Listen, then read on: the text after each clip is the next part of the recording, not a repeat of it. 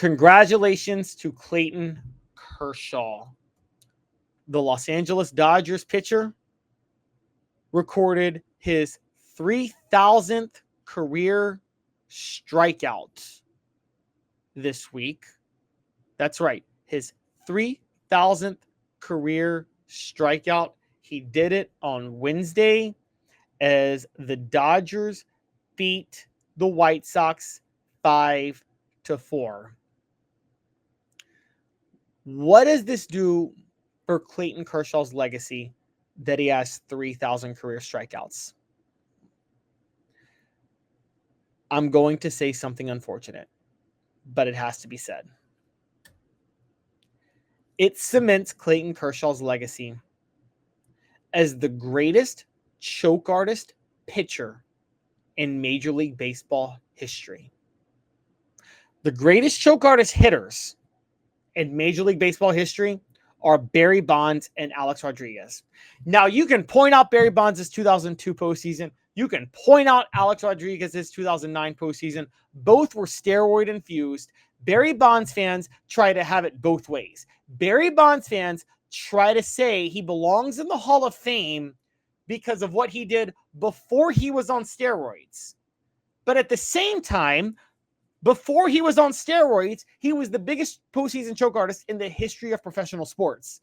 And then they try to alleviate that with what he did when he was on steroids. But you can't do that. You either take his whole career, or you either take his whole career and acknowledge he took steroids, or you only take the part in which he wasn't on steroids. And during that time period, he was the biggest postseason choke artist in the history of baseball. A-Rod, same thing. To a certain degree, I think A-Rod's whole career was on steroids, but he had that one breakthrough in 2009. Clayton Kershaw's one breakthrough year in baseball in the postseason was the COVID-shortened 2020 season when nobody was watching. But among all the pitchers in the 3,000 strikeout club, and for the record, there are, I believe, now 20, Clayton Kershaw, of anybody with a significant sample size, has the worst drop-off in ERA of any of them. Clayton, there are 18 pitchers in Major League Baseball who have pitched more than one postseason game and have recorded 3,000 strikeouts for their career. Clayton Kershaw has a better ERA than every single pitcher in history to record 3,000 strikeouts. He has a worse postseason ERA. No, I'll say this again. He has the worst postseason. Let me start this over. I know I'm stuttering a little bit. Clayton Kershaw has the lowest ERA of any pitcher to record 3,000 strikeouts for their career. He has the worst postseason ERA among those pitchers, provided they pitched at least more than one postseason series or postseason game. Let me say that again. Clayton Kershaw has the lowest ERA of any pitcher to record 3,000 strikeouts for their career. He has the highest postseason ERA of any 3,000 strikeout pitcher to pitch more than one postseason game. There are 20 pitchers to record 3,000 strikeouts for their career, 18 to pitch more than one postseason game. That's the gap that Clayton Kershaw is compared to. Nobody else, with the exception of Gaylord Perry, who again pitched one postseason game with the Giants, has had a bigger increase in ERA than Clayton Kershaw. He is the greatest, worst choke artist in arguably the history of professional sports. Clayton Kershaw's ERA goes up 1.97 in the postseason.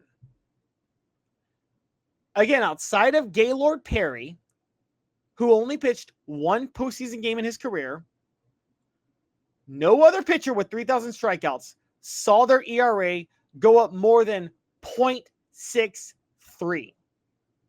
That is a huge gap.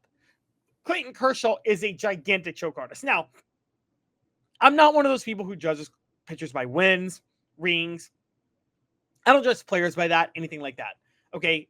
Sports are team sports are team sports, and we have to take them as such.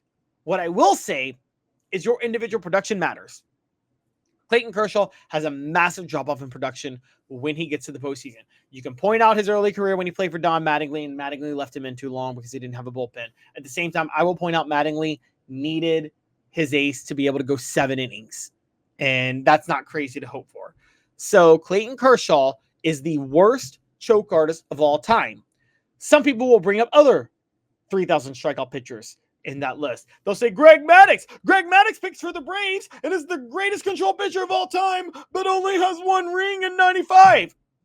Greg Maddux, his ERA goes from 3.16 to 3.27 in the postseason for his career. That's not a bad drop-off. His whip goes from 1.143 to 1.242. Again, not a bad drop-off. Also, Greg Maddux has 5 games that his team lost in which he recorded 2 runs or fewer in 7 innings or more pitched. He had no runs. He allowed no earned runs in a 97 NLCS loss to the Florida Marlins. He allowed only 2 runs in 7 innings in an NLCS loss in the same series. In 99, he only allowed 2 runs in 7 innings as the Braves lost an NLCS game to Houston. They still ended up going to the World Series that year.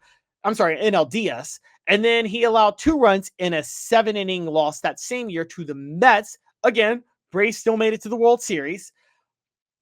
He then allowed 2 runs in 7 innings in a 99 loss to the Yankees in the World Series, and only 2 runs in 7 innings in a 2001 loss to Arizona. None of those are Greg Maddux's fault.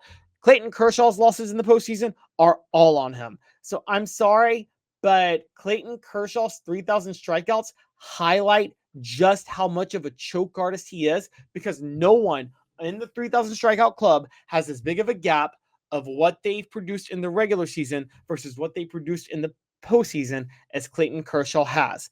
His ERA goes up nearly 2 full runs in the postseason. He's the greatest postseason choke artist of all time. And the 3,000 strikeout club only adds to that. I'm sorry, it does. And of course, the Dodgers went last year and won a World Series without his help. That is what it is.